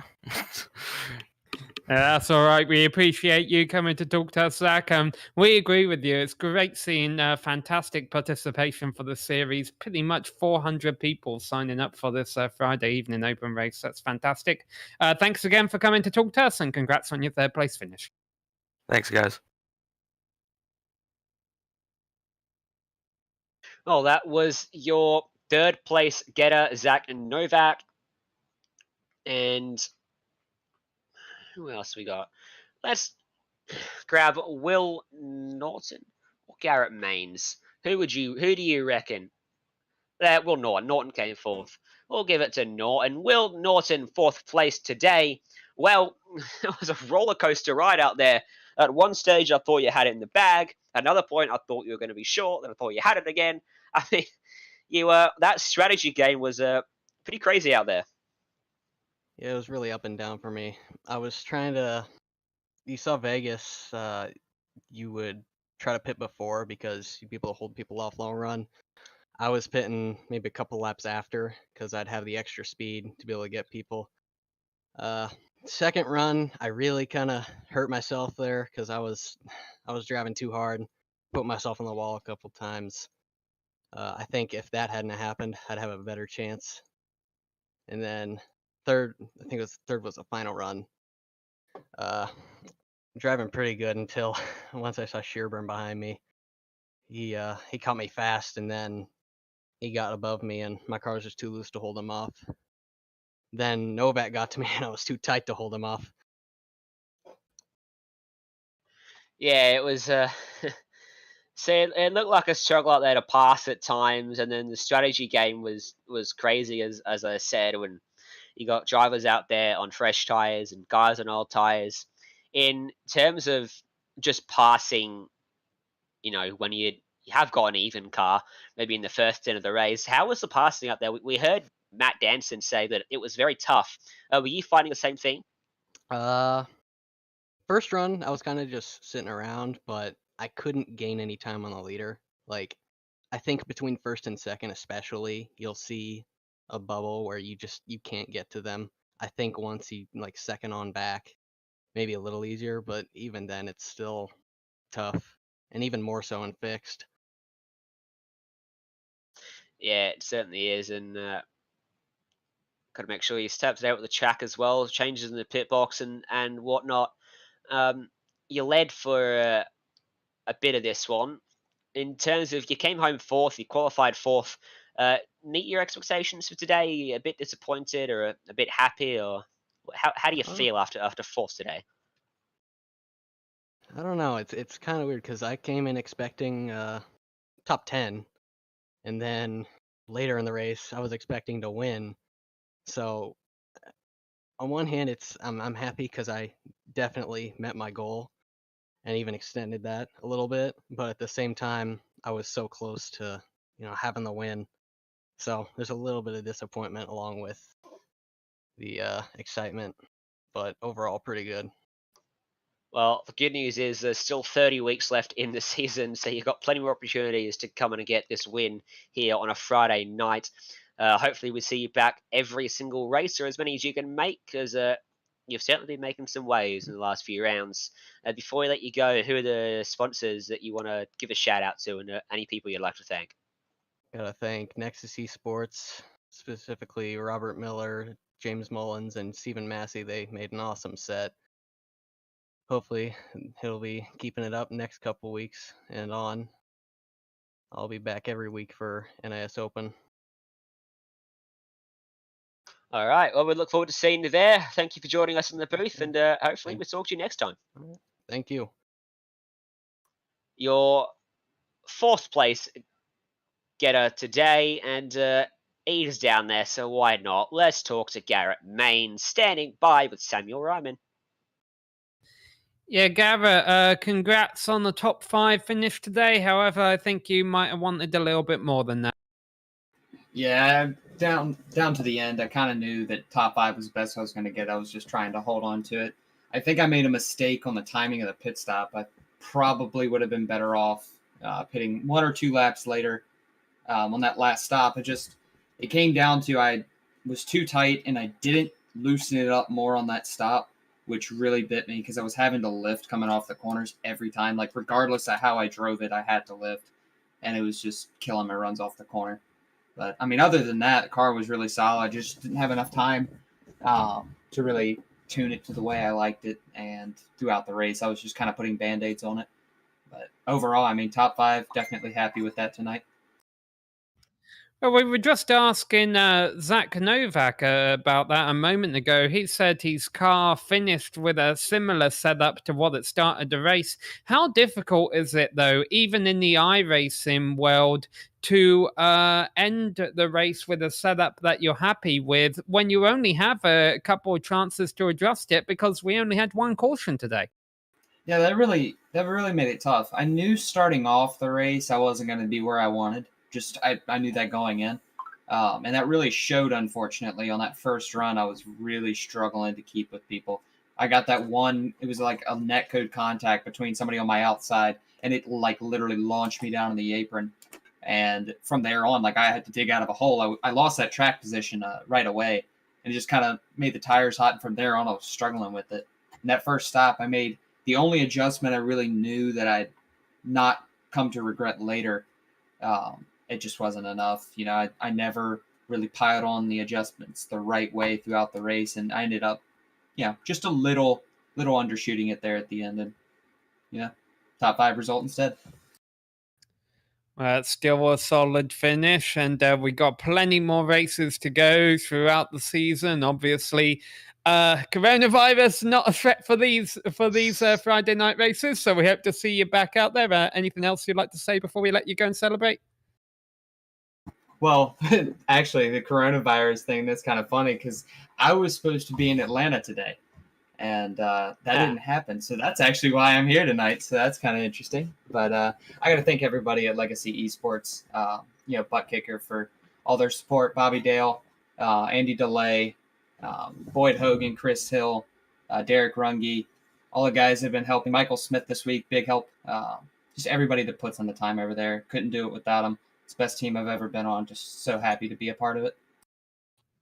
All right. Well, if it's any consolation, Garrett, I was supposed to be in St. Pete this weekend, so I feel your pain there. But that's all right. We got to witness a great show here tonight, and we appreciate you coming to talk to us. I appreciate you guys. Thank you. Your 5th place man today, Garrett Mains. And that brings us to the conclusion of another thrilling installment of the NASCAR iRacing series. Sam, thank you so much for joining us up here in the booth. It was a pleasure calling alongside you. All going to plan, we will have Sean Ambrose back in the booth with us next week. If not, I guess we might grab you back again. Sam, sorry. My name's been Ryan Jones, and of course, Jay Kennedy behind the scenes as well. There's plenty more coming up on the iRacing Esports Network. Make sure you drop a like if you enjoyed the broadcast. Subscribe to the channel if you want to see more, and be notified as soon as it goes live. Make sure you go and like SimSpeed Esports Network on social media as well, and give us a subscribe on our YouTube channel, SimSpeed, as well, if you want to see more of our great broadcasts. But for tonight, from all of us up here, been a pleasure calling this one for you. Thank you for tuning in. We will see you next time.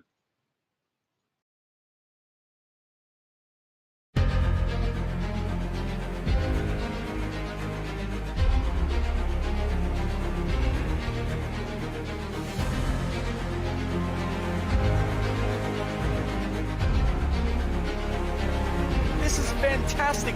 This is GT racing right now. He's got traction. He's going around the outside. Both of them. Maloney.